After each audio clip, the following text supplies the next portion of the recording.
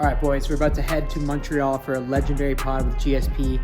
Before we get into the podcast, this episode is sponsored by Prize Picks. If you guys haven't tried Prize Picks, it's by far the best app to fire on sports. Instead of betting on teams, you're betting on individual players. So it's way different. Each player has a set projection, and you either choose more or less than that set projection. So if you know players and what players are going to perform in the games, Prize Picks is the app for you. It's available in 70% of the United States, California, Texas, Florida. We also got you boys on a discount code, a 100% deposit bonus code. Just use code NELK.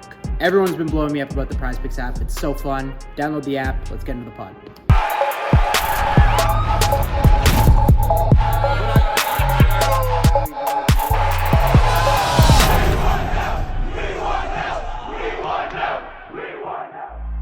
All right, boys, before we get into the podcast, every week we're shouting out bars that carry Happy Dad. If you're a bar that carries us on Happy Dad, or you work there, or you carry us at your store, tag us on Instagram at Happy Dad. We're literally looking all the time. We got Bounce, New York City and Chicago. We got Sea Legs in Huntington Beach, California. We got Temecula Creek Inn in Temecula, California. We got Moxie Ultra Lounge in Las Vegas, Nevada. And we got the Fountain Blue in Miami Beach, Florida. Tag us on Instagram at Happy Dad. We got GSP on the pod right now. We're about to walk in. Legendary pod about to go down. Let's get into it. When are you flying back? Tonight we actually have to fly to Ohio. Oh, wow. Because we have another, so this is like our one channel where we do interviews. Okay. And then we have another YouTube channel that we do like lifestyle content. Mm-hmm. So recently, you'd probably know this one. We went to Russia, to Dagestan. No way. We visited where like Islam and them. Okay. We before Islam's last fight, we like went to where he was training. Wow. And we like trained with them for 2 days. And then we, Hezbollah. Yeah, we guy, chilled with him in Dagestan, but we went all the way to Russia. Oh, wow. So that's like our other channel where we do like crazy shit like that. Okay. So today we're flying to Ohio, and we're gonna spend 2 days with Amish people. So wow. it'll be cool. Wow. Yeah. Are we hot? Yeah, we're hot. Oh, do you know the Amish people? Do you know who they are? The Amish is like where they religion, Amish? Yeah, where they don't no electricity. Oh, I see. Okay. No yeah, technology. But they like live nothing. in the what year they live? Like in the 1600s? They kind of like it's Yeah. like kind of like pilgrims. Okay, like 1600s. So Yeah, but they're like living like that in 2023. yeah. Okay. No TVs, none of that. I went to Africa once and I visited the Maasai. What? I mean, yeah, but Wow. some of these people they don't want to have nothing to do with the world, like Yeah. they just want to live the way they live and they're happy the way they are. I mean, When did you do that? I did that a few years ago. Yeah. What was that like? It was incredible. I did a few trips there. I went to visit the Maasai because I was curious. Everybody says that, if you live like hunter-gatherer, it's healthier. But how come they have a shorter lifespan? If you look statistically, they have their longevity are statistically are shorter than us. But I didn't realize that. But it's because of the rate of the baby that dies, the newborn baby that dies. They have a very high rate of death when the kids are young. And it's true. I never thought of it. So that affects the overall number. Yeah, because right? us, we have like, for example, when I was young, I had a condition. I made when a baby has a fever, I had to go to hospital and they put me on a coma, like artificial coma. Yeah. Otherwise, I would have died if I would not have that technology. But over there, if you have something like this, you got fever or something, you're done. So What did you learn from the Messiah that you took back with you? oh my God, they are like 99% carnivore. They they eat once a day, and they're very beautiful people. Like they're old people of like 70 and plus they look much better than ours. Like this is something I can tell you for sure. I mean, they might have a higher rate of birth when they're babies, but when they're past a certain age, they're much healthier. They look much more healthier than our people. Yeah, it's crazy. Well, yeah, no, we just want to say this is a legendary episode for us. I told you, you remember we met in Miami, right? Mm-hmm. I want to tell the audience. So, yeah, we were in Miami. It was Izzy versus Pereira that fight weekend. Yeah. And then I was out to dinner with Dana and like the mayor and David Grutman. And then I meet a lot of people too. Like you guys know, we've had Trump on here, we got Elon Musk, but when I saw George walk in, I had never met him before. And like, I grew up watching your fights. Like I've been watching UFC for so long. So you're someone that like really, even though I wasn't into fighting myself, like just your whole career, you really like inspired me to want to like kind of be something as well. So to have you on, it's fucking, it's awesome, bro. We appreciate it. In Montreal too. Yeah, absolute legend. At TriStar Gym. Yeah, that's right. That's fucking cool. Thank you for having me on, man. Yeah. I'm happy to be here. What's your like daily life like now here? Like, are you living in Montreal mostly, or? I'm more busy now than I used to be when I was competing, because when you compete, it's a very selfish life. It's all about you. And now I have so much stuff going on. I have different businesses and I travel a lot. I'm going to Europe tomorrow, and I feel like a globe trotter sometimes, like I travel so much.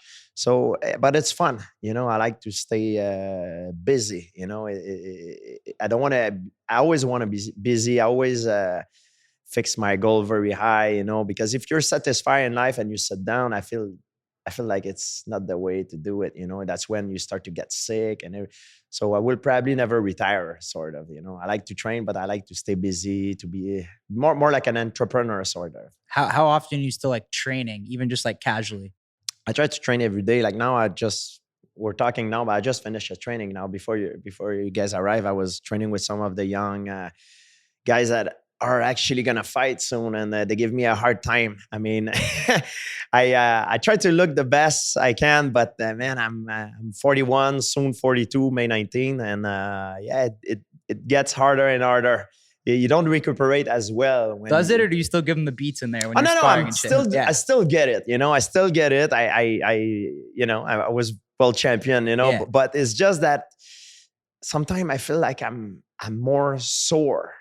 Or if I do something like a very hard training, the next morning I wake up, I'm like, damn, I didn't feel like that before, or some little injuries that happened that did not happen when I was younger. Yeah. Is there like when you retire from UFC or from MMA, is there like a sort of relief mentally that you have? Oh, absolutely. I never liked to fight. People sometimes they don't believe me when I say this, but that's the truth. I never liked it. I never enjoyed it. I did it because I wanted to use that to propel myself where I wanted to be in life. I wanted to have the freedom. I feel like I was just very lucky and fortunate to found what I was good at, and I exploited it, and I worked really hard. I love to train. I love martial art. I love the science of it. To come here with the camaraderie of my friend, I love that lifestyle. It gives me confidence.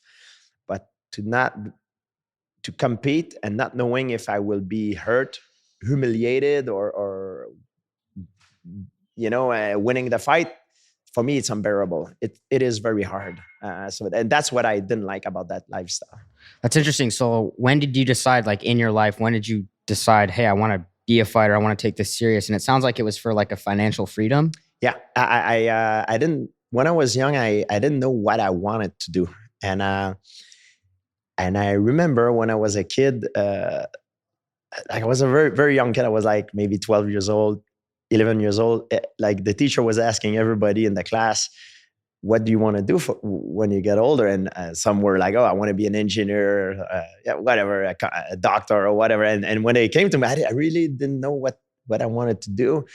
And I said I wanted to be a WWE wrestler because I was a fan of Hulk Hogan, because MMA did not exist at the time when I was that young. It happened after. So, and everybody started laughing, like they were all laughing. And obviously I don't have the physique to be a WWE wrestler. Now it changed. Now it's different than it used to be, but it used to be only like big, huge guys, So I didn't have the physique to become one of them. But when I saw the first UFC, when Royce Gracie won the first UFC, that's when I knew, like, I was like, that's what I want to do, like I see myself in this, and I was at school at the time. I didn't know what I wanted to do. I tried many different things. I was studying in aeronautic, like an airplane to repair airplane. Mhm. But then the tower fell.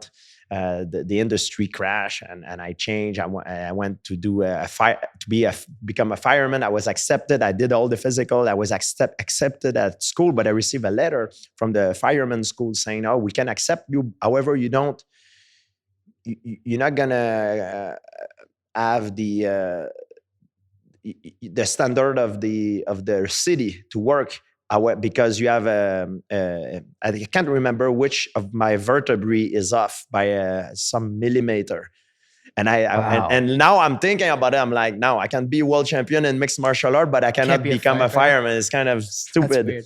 But I didn't know what I wanted to do. I was at school studying, but I really didn't know what I wanted to do. And at the time when I start mixed martial art, it was not something that you could do and make a living Right. of, like everybody was broke, but I always have faith that at one point the sport could grow to a certain level that you can make it. And I was lucky. I worked really hard, and it happened. What was your first, like, I guess, because you were in leagues before the UFC, right?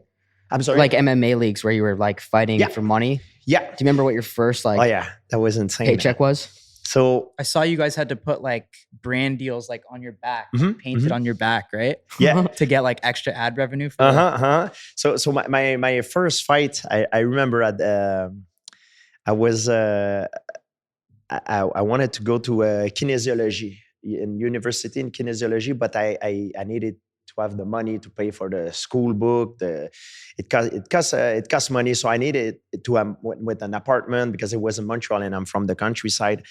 So I told myself, I said, I'm gonna work for like a year to gain money, and when I get the money, I'm gonna go to university, and I'm gonna still training in the meantime. And if an opportunity happen, I will fight and make some money on the side. So I was at that time of my life that I was a garbage man. And I was also working in a nightclub as a security guard, a doorman. So Monday to Thursday, I was working for a company, garbage man, and during the weekend, I was working in a security of nightclub. It was a Damn. terrible job. It was like hip hop club. It was a lot of battle, a lot of fights. I Did you ever have hated to fight like as a security in the club? Not really. I fought not really a fight. It was very short. Yeah, I use a lot of time. I was using my talking. I was talking my way out of problem. I was like telling a lot of guy I was working with were like big guys on steroid. Like they had like roid rage. Sometimes it was insane. They fought even if they didn't have to. So I hated that job, but at that time, I had no choice to do it, and I had my first fight, and I remember every fight I didn't make much money. My first fight I made $1,300. I fought in TKO, and it used to be UCC. Yeah. I had like 5 or 6 fights in UCC. Then I got recruited to fight in the UFC. And weren't at that time, were you like traveling from here to New York to train Yes, every day? not every day. I was going. I tried to go every month. Also, Okay. like or every 2 months. Okay. I was going like a week at the time, and I used to drive I remember an old Ford Tempo, and it was so bad. There was a hole in the ground, and people made fun of me. They say I was like the Flintstone, like Yeah. running with. I didn't know if it was going to make it. It was bad. It was a old car, but I was very lucky. I made it. I learned English. I've learned it at school before, but I was in a French environment, so it helps me. Traveling to US helps me a lot with my English. So yeah, it was a good experience too. And then how did the UFC, like, how did you get into that? Well, How were you approached? The way it happened is there was a guy. His name was Pete Spratt. He was a fighter, a very good striker. And at the time, Pete Spratt beat Robbie Lawler, who became later champion of the UFC. He beat him with leg kicks. He made him stop the fight with leg kick. Wow. And he was very fair, very, very powerful striker. And my manager at the time brought Pete Spratt to fight me in TKO. And Pete Spratt didn't know who I was. I wasn't nobody at the time. And he probably thought that he was coming to collect an easy paycheck. And I beat Pete Spratt. I beat him with a rear naked choke. Adaka Jimmy, and that was my ticket for the UFC. So that's how it happened. It was a good move by my agent at the time. Damn. That's crazy. Yeah. It's interesting with you because, dude, like you're so calm and collected. You don't seem like, I feel like if you're going to go into UFC, like there's got to be something that sparks some anger, but you seem so calm. So, well, there's different schools of thought, right? There's like the Conor McGregor mentality, like love me, hate me, but don't ignore me. You know, like Muhammad Ali used to be like that too. And you know, I English was never my first language, so I always knew that if I would try to get into an argument with someone, with a guy that speak English better than me, at first it's not my first language, I'm not gonna win that battle. So I choose my battle carefully, and on top of that, I'm just not good at it.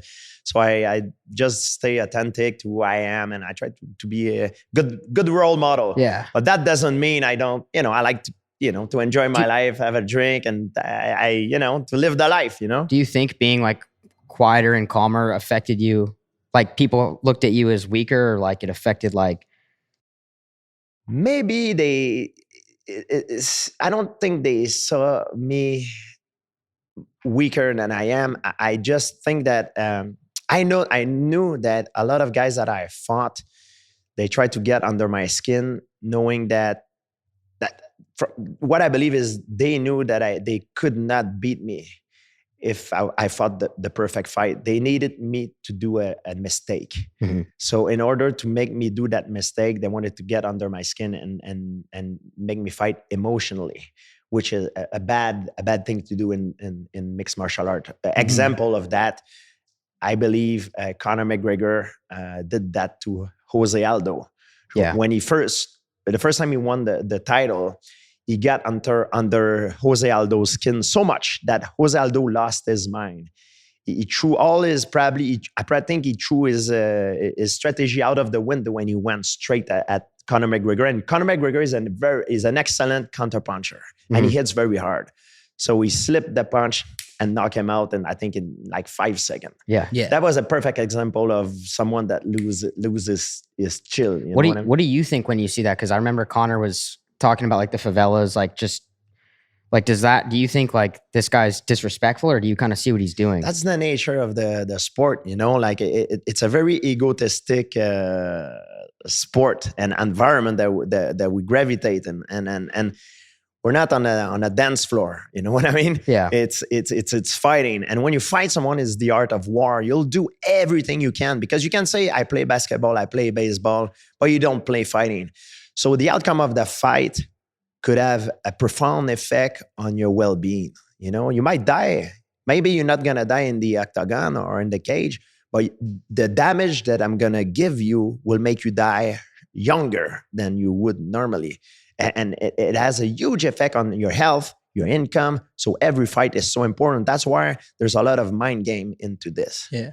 When you joined the UFC too, you were at like, your whole career was like, it was a pivotal moment for the UFC, right?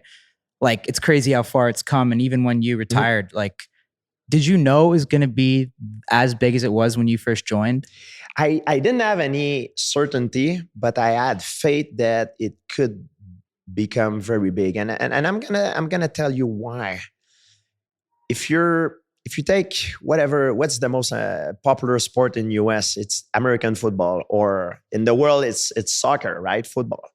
If you're in watching a match, you're among the crowd watching a match, and there's a fight that breaks out. You will stop watching the match and you will watch the fight. Why is that? Because we can all identify ourselves to fighting.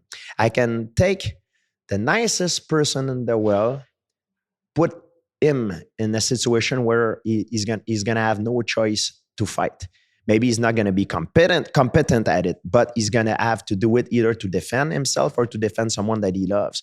So I think for that reason, we all identify to this, so I knew that it would become very popular, and it did, so I didn't have any certainty, but I knew that it was something that everybody can relate to. It's not a form of entertainment that is made for everybody, of course, because it's very violent, but it's something that everybody in some kind of way can understand. It's not a game. It's more than a game. It's a sport, but it's about survival. It's a very primal fight, and it used to be in ancient Greece. It was called pancration. It used to be the most popular sport at the time. So we just relearned it. We never, people say, oh, it's a new sport. It's not a new sport. It's a very old sport that we kind of rediscover. Mm-hmm. When you first joined the UFC, did you absolutely love it, or were there some things you wish you could have changed? No, I love the sport. I love the training, but I always was terrified before every fight, and I don't like that feeling. It makes you very uncomfortable. It's very, very stressful. For me, I'm kind of lucky. I had some injuries through my career, but the stress is really what take the most out of me. You know what I mean? How did you push through that every fight then? Because it's such a big stage. Like, oh man, it's terrible, and you need to learn how to control your fear. And I remember at the beginning of my career, I was terrified before every fight. And there's a lot of people watching you. You're not, I can speak for myself. I was not so much afraid of getting hurt, even though I knew it was a possibility. I was afraid to be humiliated. My ego in the same time, it's something that is bad, but it's something that is good because it made me the fighter that I was. And it pushed me to through my fear. So being afraid, I realized, because in the beginning I was so terrified that I thought, oh, later when I'll have more experience, I'm not gonna have that much fear. But I realized through time that every fight is bigger than the last one, so you're more afraid. Every fight is bigger, and you have more to lose because you have more people to watch. So I realized how to control it better. How so? Being afraid and being confident. Being afraid it doesn't mean you're not confident. You can be very confident, but being afraid as well. People sometimes they make a mistake. So the way I controlled it is I try to focus. I try to be very objective and not subjective. I try to focus only on the thing that I control. The thing that I do not have control, such as, am I going to win or lose? What people going to think about me? What my opponent is doing right now? And things like that, I do not control. So I don't focus on that at all. I try to ignore it completely. The thing that I control, how hard I get, how hard I train, am I doing the right thing? Did I study my opponent? Do I know myself? What are my strengths? What is my strategy? These are the things I need to control. The thing that I need to do to win the fight, and it could vary depending on who I'm fighting, but I need to find out. It's my duty to find out a way to solve the problem, and those things needs to be done at all costs. Me, myself, as an entity, I don't exist. The way I feel, am I afraid? Am I sick? It doesn't matter. But I need to only focus on the thing that need to be done. And if I do that, I will slope the odds in my favor. So the outcome will take care of itself. On the flip side of that, when you are victorious or you get the dub, your emotions completely change. Yes. Is that super temporary, or does it stick with you? When you win a fight, is just incredible. There's, I bet, yeah. It's a relief. There is no pleasure without pain, they say in philosophy, and it's kind of true. It's like you need to push yourself through pain in order to have the pleasure. You know what I mean? It's very hard. Like, it's in everything. Like, if if you like to eat, and like I remember when I fast, I do fasting sometime. When I fast for 3 days, I am at the table eating with my friend, breaking my fast. And we all eat the same thing. I'm telling them, I'm like, my meal tastes better than all of yours because I fast for 3 days.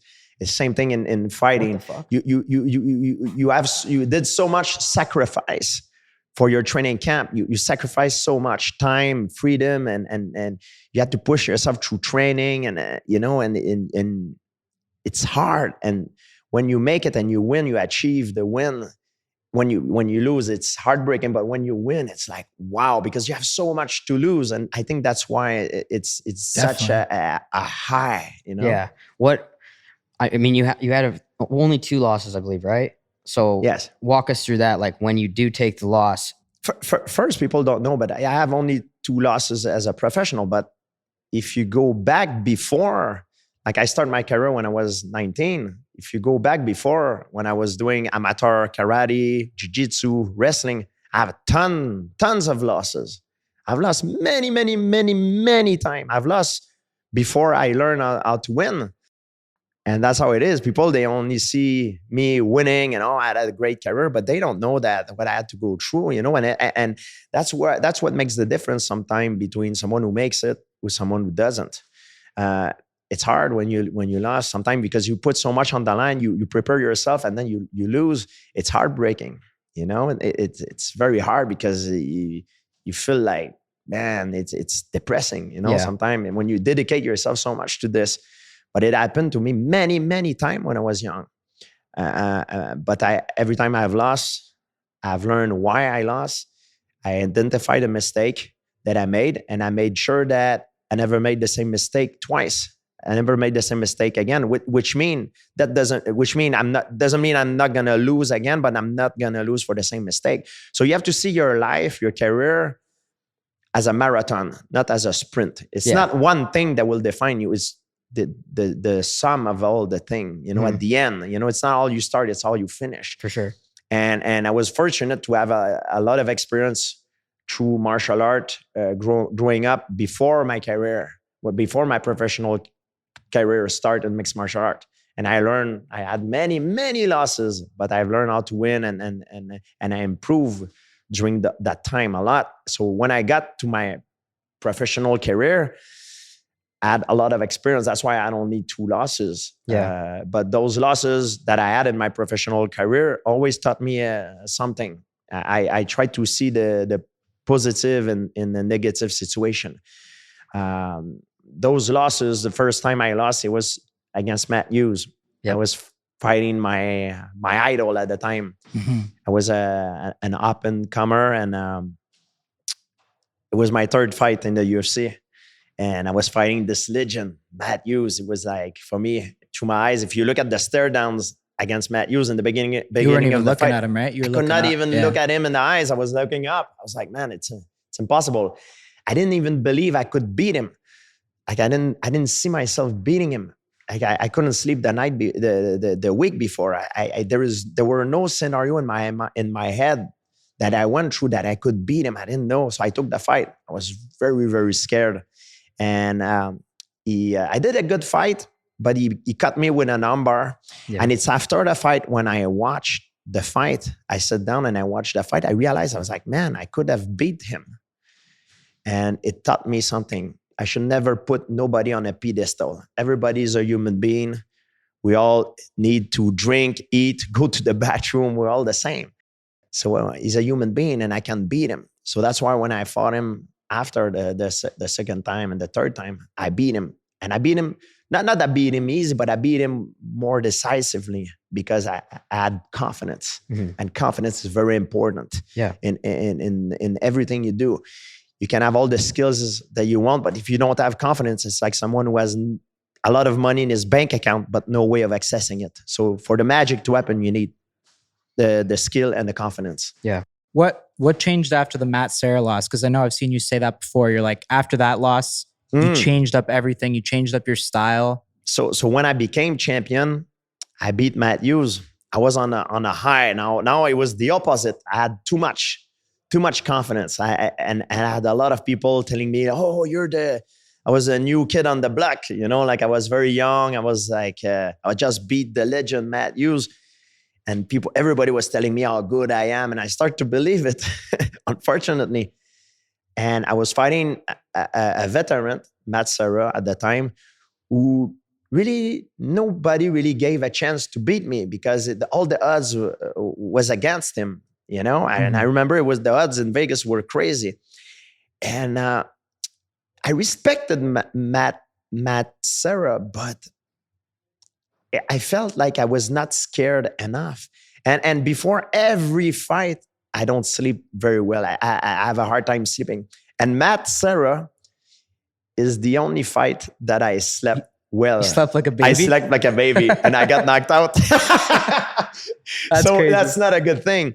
So the fight with Matt Serra taught me that I should never underestimate nobody, because you're always at one mistake. No matter how good you are, how good people tell you you're always at one mistake to lose everything. And I've learned that. And since then, every fight that I took, I was scared. And that fear helped me to perform better, because I used that to be sharper, to increase my reaction time, to put more into my training, you know, because I was afraid to not be ready as much as I could, you know. The fear helped me to be more explosive, you know. So I like to be afraid. You know, I think now I learn to appreciate it in a way that I know if I'm not afraid, is something wrong. Giving the experience that I had in the past, I need to be afraid. That fear make me stronger and help me perform better. I think a lot of guys, the fear crumble them. Yeah. You know, that's one thing about a champion, I believe, is someone who's good at an elite in every discipline, everything in life. A champion, like an elite, is good to perform when it matter. You know, he's good when it counts. You know, everybody can be good in the gym, but when it counts, that's what matter. For sure. To be good when it counts. And a lot of guys, they can't do that. They can't pull the trigger when it counts, because they're mental, they're weak up here. And a lot of it has to do with your mental. What do you think are some, like, whether it's training or your mental over the years, that you had as like an edge over your opponents? Like, was there anything you did specifically that's like, yo, this is going to help me win that? Yeah, I've learned how to control my fear, and I learned also, like we talked, to focus only on the objective things, and it helped me build my confidence. Confidence it's something that you can build up. If I make an analogy, and you're at school and you have an exam in a week, and you don't study the night before the exam, you'll be afraid. It's normal, but you're not going to be confident because you did not study. But if you study hard and well, the night before the exam, you will be afraid, but you have the right to be confident. And that's what I did. Before every fight, I did not cut corner. I did everything I needed to do. And I trained hard, and most importantly, I trained smart. I did the best I could do. I leave no stone unturned. So I gave myself the right to be confident. I was afraid. I was terrified, but I was confident. And I always told myself there's no courage without fear. And I seek the help of a lot of sport psychologists, because I really thought, I was looking around in the gym, and a lot of fighters that were like happy to be fighting on Saturday night, and me, that was not the case. I was scared. If I could have clicked my finger like this and fast forward until the fight is over, I would have done it every time. The waiting was unbearable. So I remember I saw many sport psychologists, because I thought I was not made for this. And they all told me, a lot of them, they say, George, stop saying you're afraid. You're not afraid. You're excited. I'm like, not excited. I'm excited. I'm excited if it's minus 20 degrees in Montreal and I know I'm going to Miami at the beach next week. I'm not excited to go fight in a cage, you know, not knowing if I will be hurt, humiliated, or the victor. I'm afraid. And then I'm like, you know what? I should not be afraid to say that I'm afraid. And there is no courage without fear, you know? Nice. What was it like when you're at like the height of your career? Because you became like a superstar pretty much, you know? Like how did the fame kind of change your life? And like, I'm sure there's temptations or like chicks or parties or like... A lot of guys, they told me, oh, if you say you don't like to fight, why did you do it then? Well, I did it because I wanted to have the freedom, the girls, the money, access to things that most people don't. I'm 100% honest with you. That's why I did it. You know, I like the confidence that it gives me. I like the martial art changes my life. I was bullied as a kid, and I first started martial art as a self-defense. Self-defense transformed into a passion, and now I made a living out of it. You know, so it changes my life, and that's why I did it. I didn't do it because I like to beat up someone in front of other people. I don't like it. But in order to make money that's the price to pay. And you know, when you're a champion in UFC, you fight maybe 2 or 3 times a year. So the night that I'm fighting are the worst days of my life. You know, I hate it. But after, when it's over, I can surf on it and I have a very good time, you know? So that's the way I see it. So if you make the statistic on 365 days in a year, 3 days or 2 or 3 days that are bad, it's a kind of a good thing, you know? It's a good average. Do you remember one fight when you noticed like the fame really like rose? I know that's a hard question, but... No, during the fights, you know, every fight is bigger than the last one, you know? But I remember in one of my fight, I was fighting, I believe it was BJ Penn, and I was in the locker room. I was extremely scared as usual. And when first or the second? There's 2, right? I don't know if it was the first or I think it was the first one, if I believe. I think it was the first, and I remember I saw we have a little TV and then in the locker room, and sometimes they show the celebrity and who's in the attendance. And I saw Cindy Crawford, and she used to be my favorite. Like, oh my God, she's so beautiful. And still today, she's like an amazing woman, you know? And I saw she was in the crowd. I was like, oh my God, she's going to be watching me perform. And I was nervous. I was already nervous. And during the fight, there was a moment that my nose is bloody and I got BJ Penn against the fence. And I look through the fence. And you know, like when you watch a movie like Rocky, you know, they put slow motion but these really happen when you're a fighter. If you ask a fighter, because you fight, you're on survival mode. So sometimes you have the impression that from your perspective that the time slows down. And it really, you got hit and then you look and you're like, see Sydney over there? The way, what I mean is I had BJ Penn against the fence. Yeah. And I looked through the fence and I saw Cindy Crawford. This is true story.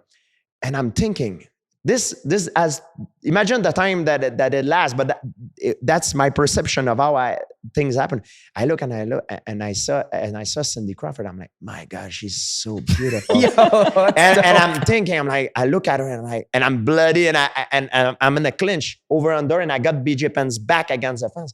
I'm like, she's so hot. And then and then I look next to her. She's with her husband. And I'm like, oh shit, her husband is watching me staring at his woman. I'm like, of course he does. I'm doing the show right now. And then I get back into the fight. But that's amazing. That instant seems to me like it was like at least a good 5-10 seconds. When I watched the fight and I tried to pinpoint when it happened, I can't really see. But I have a memory that it happened. Or maybe I'm just too brain damaged or something, but no, I think it really happened. Well, did that like give you that extra step or energy to pick him up and slam his ass, or what? I wish, but it's just to tell you that sometimes our perception of certain moment change according to different individual. In a fight, sometimes I remember one of the fight I fought Jason Miller. I'm on top of him, and Jason Miller is on the bottom. We're near the fence. I think we're in half guard, and I throw big elbows, and his cornerman. I saw his cornerman. They're screaming at me, "F you, Frenchie! Go back in your country, Frenchie!" And then I look at him, F you, and then like, boom, boom. But for me, from my perception, that instant lasts at least five seconds, you know, that moment. But when I watch the fight, I try to pinpoint. I can't. I think I know when it happened, but I can't really see it on camera. But it really happened. I remember that moment. If I was your opponent, I'd have Cindy Crawford in my corner and you'd be distracted the whole time, bro. Oh yeah, like if you have Cindy Crawford in your corner, I'm lost. Like no, that's a good way to beat me. Did you have a bunch after like a big win? Like, would you go celebrate or have a crazy night? Oh yeah, of course. I worked hard, but I play hard a lot. See, you're right. You said that before. I would have never guessed that. Listen, listen. Like I try to be a good role model to have a definitely good image. Yeah. You know, that's what I stand for. But that doesn't mean I live like a monk. I remember when I fought Thiago Alves.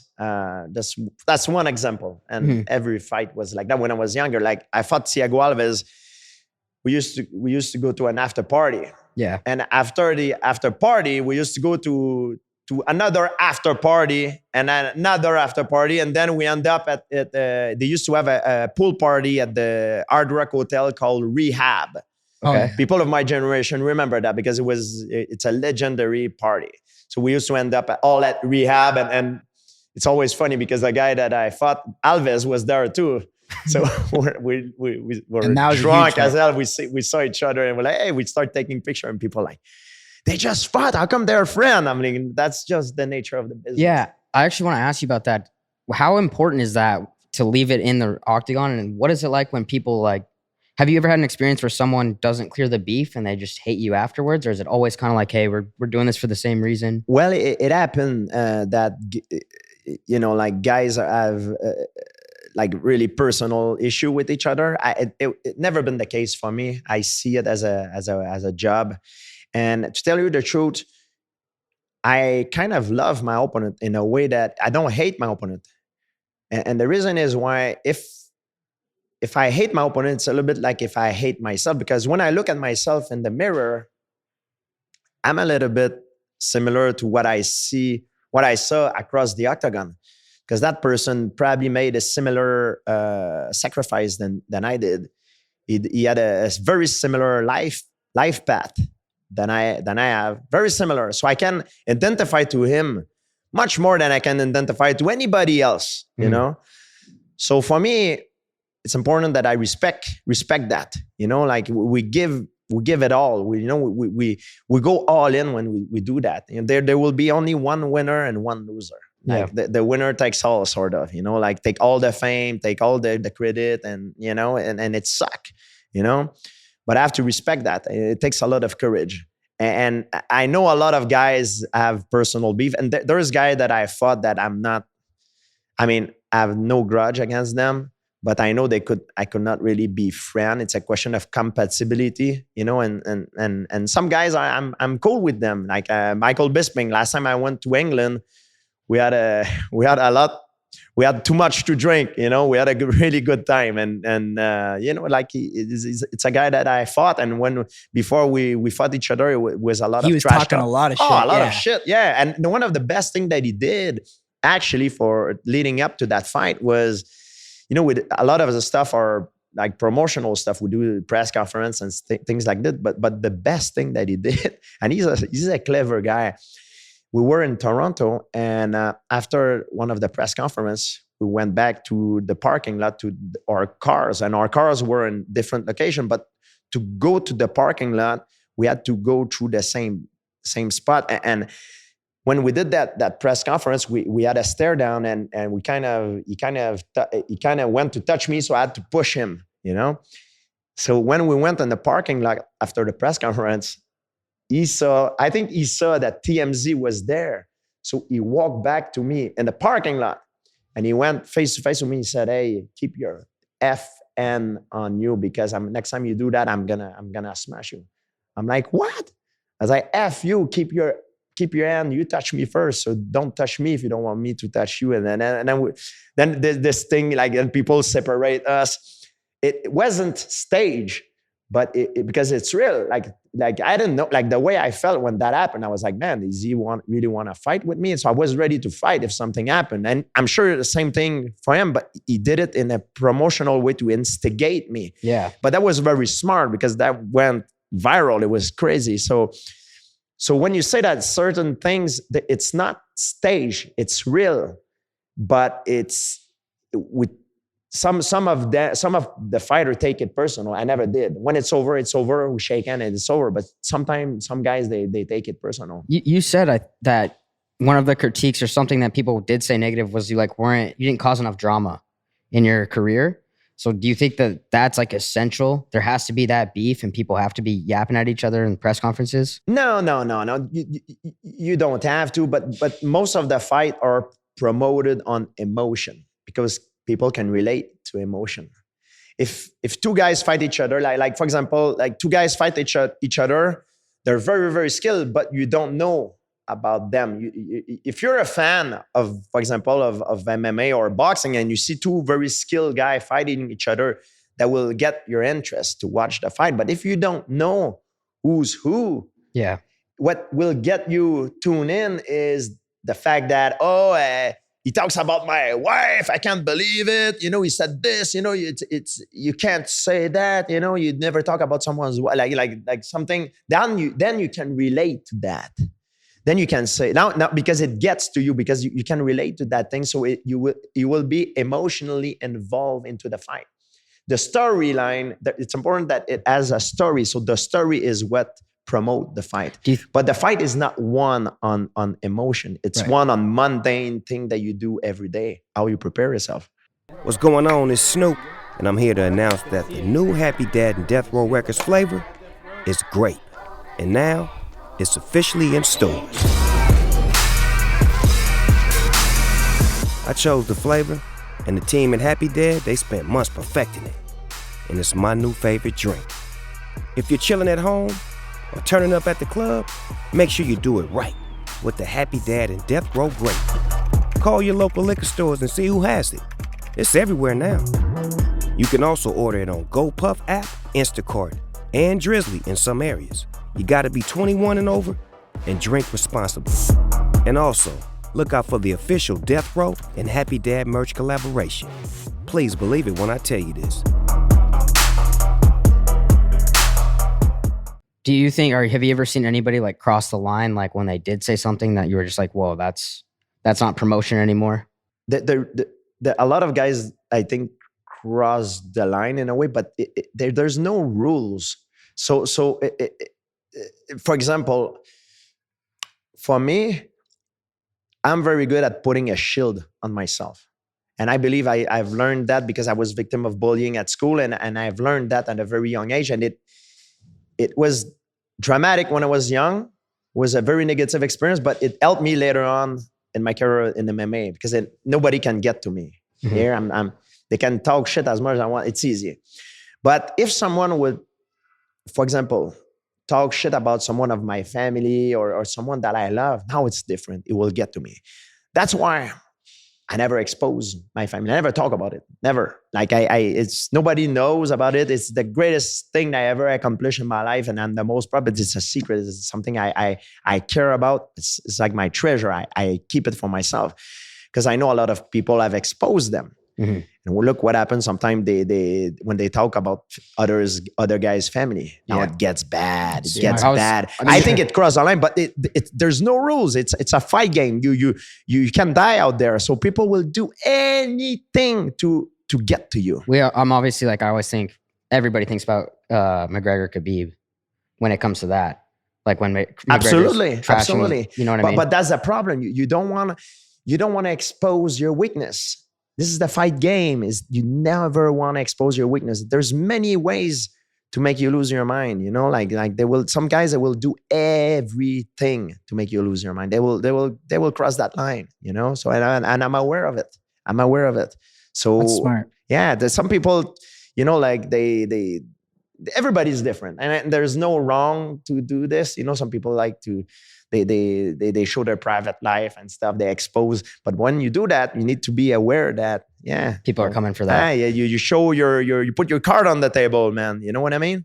So fast forward, you're on the huge win streak and then the Johnny Hendricks fight. Why do you decide to retire then? And what did you kind of do during those 4 years? Before I fought Johnny Hendricks, I was going through, I was afraid to talk about it because I thought that people will not respect me and will laugh at me because, they will say, I was going through a depression. And people will be like, what he has to complain of, he's rich, he's popular, he's the champion. Some people are poor, like what he has nothing to complain. But I felt like I had too much on my shoulder and I felt claustrophobic. I felt like I couldn't breathe. I had a hard time sleeping at night. I was going crazy. And I was on top of that fighting against performance enhancing drug in the sport. And I felt like the UFC at the time did not have my back. They didn't want it. They didn't want any part of it. And my goal doing testing, you mean? Yeah, the testing, yes. So you're fighting guys on PEDs? Oh God, like I can't say it's wrong for me to accuse someone because I don't have the evidence. But I'm in the fight game. And in the fight game, among fighter, we know who's who. You know, there's only a few guys that, doctors that do certain things for certain people. So it's a small world. So I know who's who. And to tell you the truth, I never wanted to attack one individual. I wanted to change the system. And I wanted to change the system. I wanted to do it not to hurt the UFC. That was not my goal. I wanted to elevate the UFC, elevate the sport. Because it's the outcome of a win or lose are very dramatic in our sport. It could influence the life of an individual. It could be very bad. So this is one of the reasons why the athlete should be clean. It's not like baseball or you lose a game of basketball, you lose and it sucks. But you lose a fight, man, you can die out there. So for me, it was very important to try to change the game, and it was to elevate the UFC. I wanted to clean the sport, and the UFC didn't have my back on that at first. They didn't want nothing of it, and they even tell the other guys, don't take the test, and it drove me crazy. And at the time, if I would have if I could go back, I would have hold my stand. I would say, you don't want to do the test. I'm out. I would have even retired before. I was going nuts. And I was afraid to talk about it. And I'm glad that, for example, Tyson Fury come forward. And there's a lot of athletes, sometimes they comes forward because it showed that it can happen to everybody. The image that you have of someone is your perception that you have is not sometimes the reality of what's going on. And everybody can have some problem sometimes. Does that put pressure on you to be like, hey, I got to get on PEDs so I can compete with these people? Man, sometimes I'm going to tell you the truth. I ask myself, I say, you had to how good would I be if I would have take some stuff? You know, how good? Because I know some of my training partner, they tell me, and they say, they take certain things, and I see it's like it's not even the same people when they are and they are not. Like it's a crazy difference. You know what I mean? So people that say, it has nothing to do with the performance because I'm the one who threw the punch. I'm like, yes, it has something to do. And this is a bullshit excuse because when you take performance enhancing drug, it changes you not only physically, it changes you mentally. Every training camp, my friend, when you go to a training camp, it's the loneliest feeling in the world because you feel very lonely. Even though you have a big entourage, you feel lonely because you go through something that only a few people can identify to. And it's very stressful. You're burned physically, mentally because you train, you're overtraining, you're hurt everywhere, but you have to go through them. So waking up in the morning to go to the gym, it freaking sucks. And it takes a lot to do it. It takes a lot of determination to do it, to push through that. So if you put yourself some performance enhancing drug, it helps your endocrine system. It changes you. So it makes it easy for you to go through that. So it's not only physical. Yes, it's physical, but it's also mental.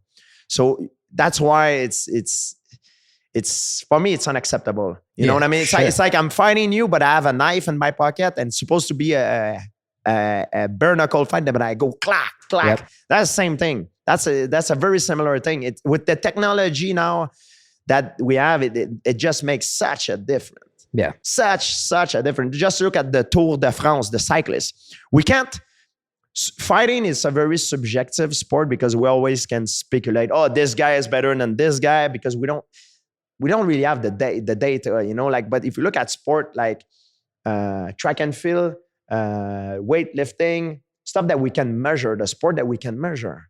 Look at the Tour de France, the year when they start testing people, I think it's the guy that finished something like 15. Like now that it's just the sport that you can measure the performance, it's just insane. You see the difference. It makes a huge difference. And then put that into fighting, it's the same thing. Yeah, for Makes sure. me want to take it. It just makes you physically right? better, but mentally more creative. It makes you better as Everything well. you're saying sounds so positive, bro. If you're not competing, it sounds we should start. Well, and no, but listen, I'm not against performance and enhancement. I'm against performance enhancement in the sport when you sign a contract and it's supposed to be fair. Yeah. You're not gonna take it. I'm not gonna take it. But then I go and I take it. Yeah. This is not fair. I'm not against it. For someone who want to improve the quality of his life, and he needs some testosterone to make him happier, to help him train, to take care of his wife, or, you know, man, go for it. And who knows, maybe when I'll be to a certain age, maybe I'm gonna use it too, you know? Yeah. I'm against. Yeah, not in competing. Yes, yeah, of course. yes. Makes total sense. When it helps to enhance the quality of the life of an individual, for sure, I'm 100% for it. But for a sport, to make it fair, nah, man, this is bad. This is wrong. Yeah. Yeah. So what did you do like during those 4 years to kind of overcome like the depression and stuff like that then? I took time for myself. I went on. I'm a big fan of paleontology. I've studied paleontology for a very long time too, since I'm a kid, and I had a chance to go on a world tour, sort of. You know, I went on different sites. The fact that I'm some kind of a celebrity, a professional athlete, gives me the chance sometimes to have access to things that most people don't have access. So I went on different sites around the world, like on dig. That's Dinosaurs. bones. Yeah, right? I did a show called Boneyard too, and I went on different sites. It was unbelievable. Like I went on a site in Patagonia in Argentina. There were fossilized eggs of Titanosaur. It was insane. When the sun rise, we went in the morning. It was just insane. There were like 100,000 of it. It's Holy insane. shit. And you had to watch where you walk because you can step on it. Incredible sight. Like I went on a place that in Dakota, like Pete Larson told me that the paleontologist that was there, I had a chance to meet many paleontologists, microbiologists, and I went on site and on different dig, and there were like a place where it was maybe like a tyrannosaur nest, like where they like you see a lot of triceratops femur bone were crushed like crazy. Like did you see any like crazy like T-Rex like things? Yeah, like so I saw a Tyrannosaurus Rex. I saw a Triceratops, like femur, like the mark of the bone that is crushed by a T-Rex, because Tyrannosaurus Rex used to have the bone crushing power bite. It's incredible. That's crazy. Oh yeah, I saw it. I saw that myself. So I went on the site, and it makes me realize something too, because growing up I didn't know what I wanted to do, but at one point I was like leaning towards becoming a paleontologist at one point, but I had to go study in Alberta. That's the best place to be for that. And I didn't want to go there. And now that I went on site and I live a little bit of the life of some paleontologists, I saw what they had to go through every day. And now I realize that life is not made for me. I like to acquire the knowledge, but to get on a site and like to brush the ground and like for hours, I'm like, no way. That's cool. No, I can't do it. I don't have that patience. How did you get into like wanting to do that? Like you're just always like dinosaurs?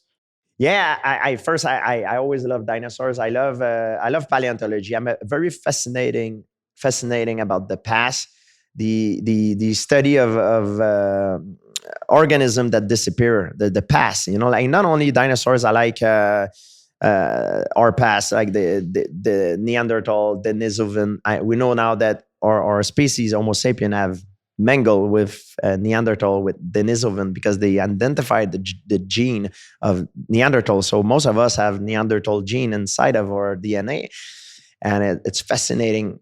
I feel like there's a big part of our history, something that is unknown, and I know that if you learn about the past, that helps you understand the present better, and sometimes helps you also to predict the future. So for me, that's why I love it so much. Aren't you also prepared for like an alien invasion or aliens abducting you? Well, I don't know if there's alien, but man, if you watch the news now, there's a lot of crazy evidence. I just watched a show 2 days ago called Moment of Contact. It's something that happened in Brazil in 1996 in Virginia, Brazil. Man, it's very compelling evidence and witnesses, like doctors, politicians. Like it's crazy. But do you have some sort of strategy to make sure you don't get abducted? How are you prepared? I thought we read something like that. I'm gonna tell you. When I was young, I did. I talked to Joe Rogan about that, and when I was young, and I'm sure a lot of people had the same thing. I had what they call sleep paralysis. I mean, I don't know if it's what I have, but it's probably what it is, because it makes more sense. Like when you sleep, you wake up and you kind of paralyze. And so I think that's what I have when I was young. And then when you're in those instants, apparently your brain can produce DMT, so you start to seeing things. I don't remember that I was seeing things, but I remember that I remembered, because I told my mom. I was like, hey, I was a kid back then. I was like, hey, mom, the monsters come get me at night. And I used to draw them. I still have the drawing of them. And it's scary. So the theory is that it's sleep paralysis. And I hope it is what it is, because man, if it's really monsters, like when I was a kid, that's pretty bad and it's scary, I want it to happen now. I want to see you'd go fist with an alien, probably, right? Mm-hmm. You wouldn't even need a weapon with aliens. No, I think if they come here, if they get to us and we don't know how to get to them, that's the biggest problem. But I saw a UFO once. Did you? Yeah. Can you tell us the the story? alien thing? I don't know. I think it's sleep paralysis thing, because there's no evidence. I saw a UFO once. It's true story, and I was not alone. Some people can. Some very good, like were you in Montreal? No, it was in New Mexico. And sorry guys, but I will talk about it. I was with Rashad Evans, was with Mike Van Arsdale, Ali Abdelaziz, who's Khabib manager, and Kamaru Usman manager, is a friend of mine, and another guy named Alejandro. And I'm not the most credible witnesses, because I have no background in astrophysicists. I don't know if what I was, like, I don't know, some kind of celestial event, that it could be explained. Mm-hmm. But I can tell you something, that all 5 of us saw something. And what makes it so weird is it makes us look bad, because when we talk about it, we describe it in a different way. But we also saw something, because when it happened, like it lasts about 10 seconds. We all went like a little silence, and then, holy shit, did you see this? Oh my, what the hell was that? And we were all there. And it was me, Rashad, Ali, Mike, and another fighter that I lost contact with him, Alejandro. He was a Mexican guy. He used to train in Albuquerque, New Mexico. I can't tell you my version of it. Yeah. But I'm sure if you talk to Rashad, or the way they describe it is different, because I remember I heard an interview, I think Rashad was talking about it. I was like, man, that's not really how it looks to me. And I don't have a clear memory of what it was, because I never seen anything like it. I never seen anything like it. So I cannot recall this thing looking like anything that I've seen. That's why we call it UFO, but it might be something very that we could explain. I'm not an astrophysicist, but I'm sure if Neil deGrasse Tyson was in the car with us, oh no, guys, that's actually Venus that is coming out tonight, or whatever it is. but it didn't look like that to me. It was some kind of I think it was like a greenish sort of triangular light coming towards us. We're on the highway in the car, and I was in the back seat. It was a greenish triangular shape coming towards us. Then it changed direction, and when it went away, it kind of materialized and dematerialized, like, and then it disappeared. Damn. So there's nothing I can say that it's nothing similar that look like this that I can say, you know. But that's how I recall it, and I don't have a clear memory of it. And I remember Rashad or Ali, the way they describe it, it's a little bit different. Yeah. So we all look like freaking liars talking about it because we cannot identify to anything that we know that look like this. So you look at a plane, we identify this. Oh, this is a plane. We all know what a plane look like. But that's why it's a UFO. We don't know what it was. I want to see you have an alien in a rear naked choke. I'll double leg an alien with a rear naked choke. I wanted to ask about two personal questions. I wanted to know two like fights that were like, I don't know if they almost happened or maybe they never were even close to happen. But one was Anderson Silva. You guys were both at your primes. Yeah. Was that fight ever even being talked about? Oh, I mean, it could have happened. And we talk about it. I was with the UFC. I remember with Lorenzo Fertitta and I think it was Dana.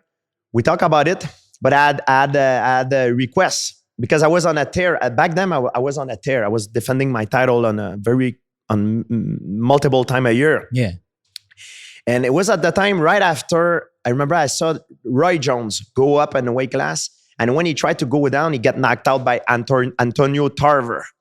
And all my trainer told me is, you see what happened when you go up? Going up is not the problem. It's when you try to go back down, you screw your career, you know? Because you don't play with your weight like this.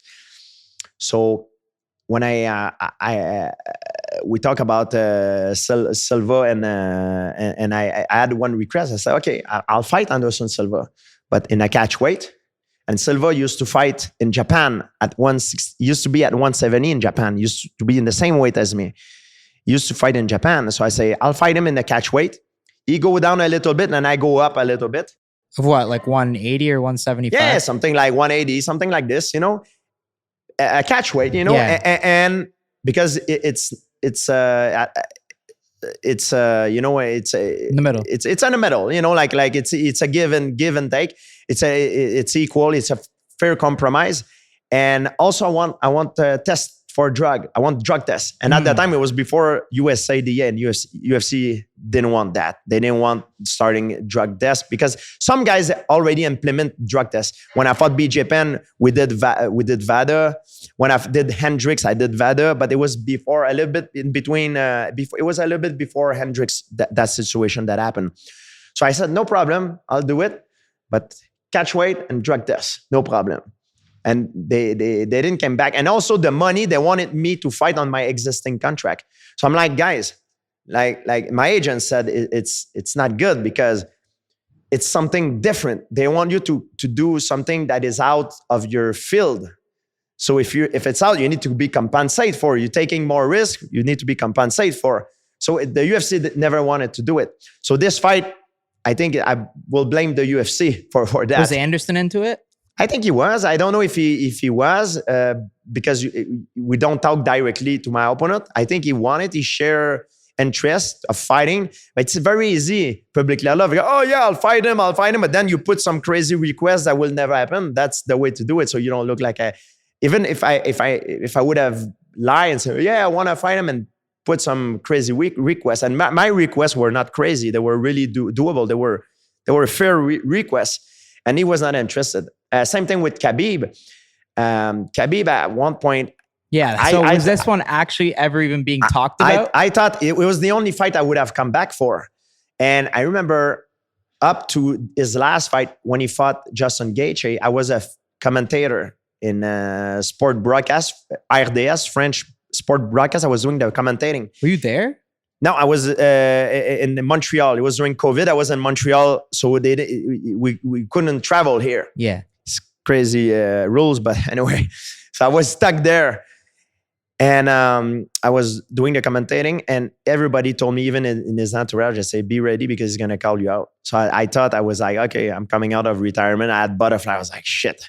When I thought I was done, they pulled me right back in, like the famous line, like Al Pacino, I think he says in the movie. So I was like, okay. And then he won. He took his mic and he retired. Yeah. Nobody saw that coming. Even his home people. We were there. Yeah. His own people didn't know that. I remember looking at Dana. I knew some people in his camp told me that he was going to call me out and he retired. And you know what? It's maybe better like that for both of us. So we have a good ending. Because if we would have fight, one of us would have lose, you know? So it's a good thing. Like I look at it now, I'm like, maybe like when you're in a competitive mind, you have to be greedy, you have to be selfish. I was thinking about it to do it, Really? So I didn't know that. I didn't know that you were actually into it.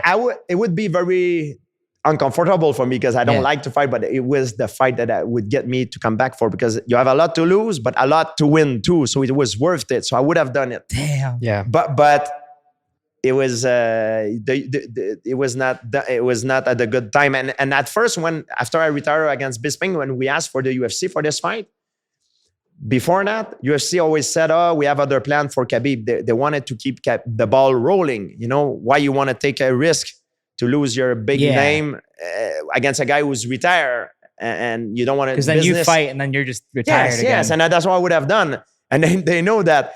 And it's normal because it's, you have to do the best for your interests, but they were not interested. But they called me a few years after that Khabib took his retirement. Dana told me, hey, a few years after, would you like to fight Khabib? So when I see Dana White calling me on my cell phone, I'm like, shit. I always take a pause. I'm like, what does he want? I tried to think about why he was calling me after a few years after that happened. And then when I saw his name, I was like, shit. He doesn't want to go see Dinosaurs. No. It's not no dinosaurs or things like this. I'm like, okay, it's about the fighting. I'm like, okay. I took the call. Say, hey George, would you like to fight Khabib? And it was past that moment, and I was like, I thought about it. I say, if I say no, he will tell everybody the news that I'm the one who said no. And I knew that Khabib maybe did not even know about it. So I asked him what Khabib said. Oh, yes, he's ready. He's on board. And I was like, that's bullshit. I'm sure it's not true. So I said to them, okay, let me a few days. I'll talk about it and I'll get back to you shortly. Hang out. The next morning, I think the next day, Ali Abdelaziz is a friend of mine. He came up and said, oh, now we wait for George for many times for the fight, but now he wants to fight. It's too late now. So I was like, oh, that was bullshit. So he didn't want to fight. So he twisted the story. But they know the way, when he called you, he used emotion. He goes, hey, this guy said this about you, said that, blah, blah, blah. He didn't say that against Khabib, but that's what he said about, for example, Nick Diaz, or when I was fighting him. So when I told him, he said, oh, Khabib, oh yeah, he's on it. I'm like, yeah, I think it's bullshit. I didn't say it about, I thought, but we're playing a game of chess. I'm like, okay, like I'll get back to you very soon, okay? And I just wait a little bit, and man, that was all BS. So that wasn't true. So that's the timing is the UFC is the timing. The problem with the Silva fight and the Khabib is the timing. What if Khabib was in though? I didn't want to. It was past. It was like already like 2 years after that moment that he retired. I think it was 2 years, or like it was like I was done with it. I didn't want, but I knew because when you talk to Dana or we talk professional. I like Dana, but when we talk business, like when it's business, it's business. Yeah. And it's all strategic with them. So if I would have said no, he would have turned around and tell everybody, oh, GSP doesn't want to fight, so it's bullshit. So I didn't want that to happen. So I said, you know what? Because I knew that, I thought it was weird. I knew that they did not agree on the other side. So I wanted them to come out publicly first than me, because it makes me look bad. Yeah. So it's a lot of things like this when you fight. You need to be aware of this. Yeah. So when a promoter call you for some things, oh, he said this, he said that, or because sometimes he try to lowball you. Sure. It's like, oh, this guy said this. Oh yeah, make me sign the contract. I'm gonna fuck him up. Like then you sign the contract like an idiot and you go fight but you get screwed. They lowball you. Yeah.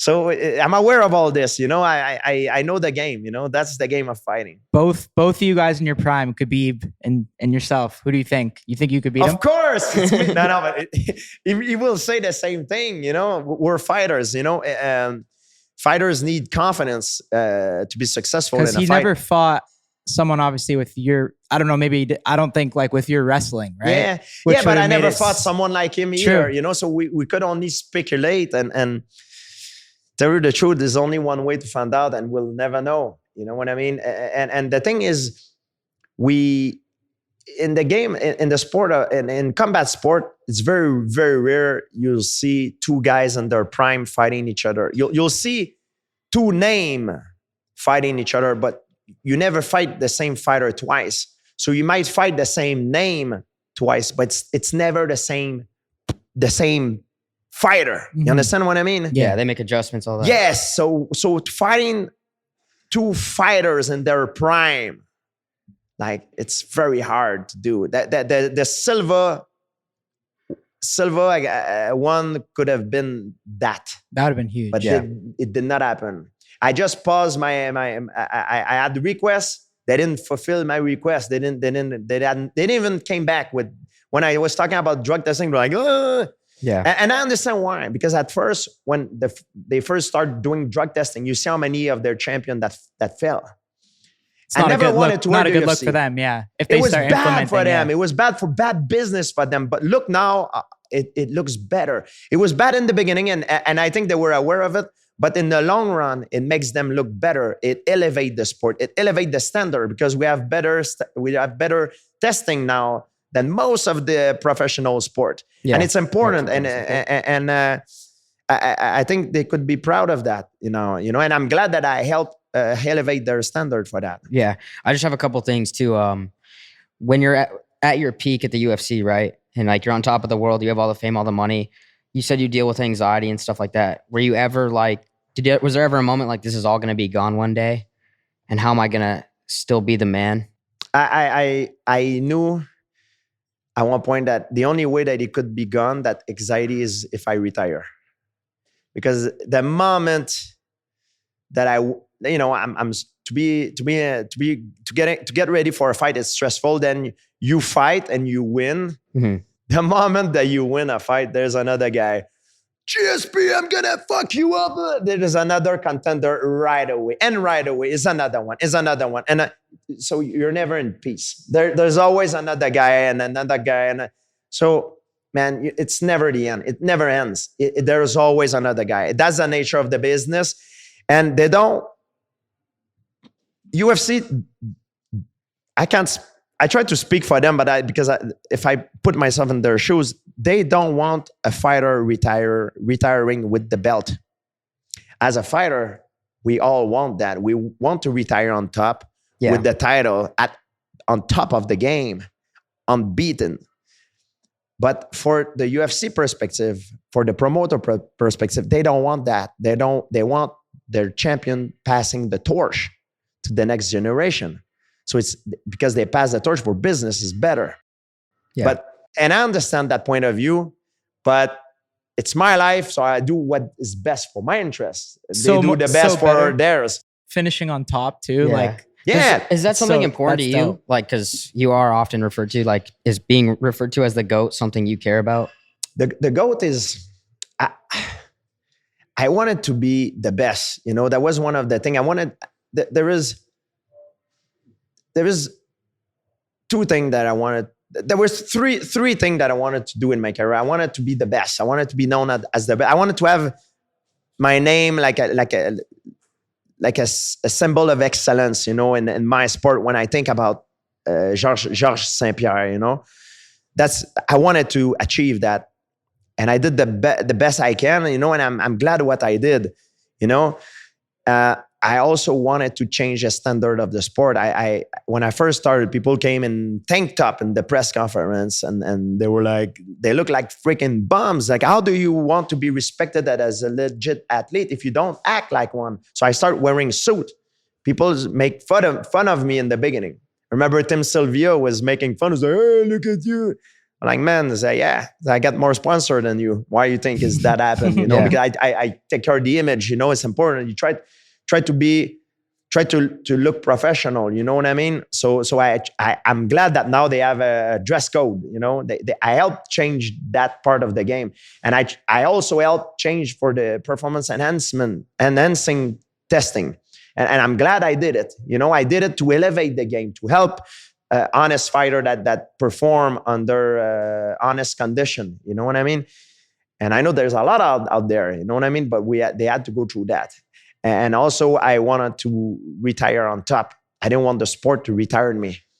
And it was very hard for me in a way that you always feel like you leave money on the table. And I believe that if I got sick after, but I could have come back. And even sometimes I watch the fight and I'm like, man, I think I can go back. And, you know, like, I'm not going to lie to you. I think sometimes maybe it's just an illusion. Maybe it's my perception of what I think I can do is wrong. Maybe I'm right too. Maybe I'm wrong, you know? It's very tempting sometimes, but it demands a lot of discipline. You know, the money that I think maybe I left on the table, I gain it back because I retire on top. Yeah. And my health is more important. To go through another training camp of freaking 8 weeks, hardcore sparring, flying out, training partner, and getting smashed, you know, it takes a lot out of you emotionally, the stress, and also physically. And I don't feel like to go through that. And when you retire on top, you can turn around and there's a lot of opportunity that opens to you in business. If you retire on a losing streak, those opportunities, my friends, are gone. So what I tell to the fighters, the young fighters, I'm like, you better retire before than too late. You know, there's a line of retirement. Let's say the perfect line. It's better be under the line than over. Because when you're over, you screw your after career. You know, and I'm glad I did it. I'm glad I had the discipline to do it. You know, sometimes it was tempting for me, and it still is sometimes, because you take the fighter out of the game, but you don't take the game out of the fighter, sort of. You know what I mean? I guess last thing is, like, who do you think's the most impressive guy right now, or like the next guy up to take over UFC? Man, there's a lot of guys that are very impressive. Adesanya is very impressive. His last fight was just phenomenal. And the ending was like a insane, like a Hollywood scenario. You know what I mean? Like it seems like he was hurt. He was in the corner, and then boom! That was incredible. The ending was just incredible. It was very emotional. I like John Jones. He came back as an heavyweight, and he had an incredible performance. I like also Volkanovski. Yeah. Even if he lost, I think he proved right now that I believe he's the best pound for pound for me in my book right now. Right now, Volkanovski is number one. Did you think he lost that last fight? I don't know if he... I did not... I watched the fight. I did not judge it. I think going into the decision, I think both guys could have won the fight. Yeah. The judges saw it one way, but I think they both could have won. Yeah. So it shows that because Volkanovski is the smaller guy, and Makhachev is just a killer, you know, he's on a different level. But for me, when you have some kind of an equal performance, I tend to take the dog, to worship more the smaller guy, because he's smaller, you know what I mean? He's the one that goes up. So for me, that's why he's the number one guy, Volkanovski, right now in the prison, among the prison fighter, pound for pound. Nice. Awesome. Well, dude, you're a class act. Thank you so much. This was awesome. Is there anything you want to, any businesses, anything you want to shout out or anything like that? Where could people find out like what you're working on in your businesses? Yes, I have a lot of businesses, base block equipment, home equipment, you know, like my food supplement, Warrior, Heart and Soil. I got a vodka that comes out very soon. Ooh, we're going to have to try that. Yeah, Pur Sang. It's a very good one. And yeah, man, I am just very happy to have all the support of many people. You know, they stuck with me, and yeah, I'm very thankful for that. Thank you, man. Awesome. Well, thank you, bro. You're the man. Baby. Let's go.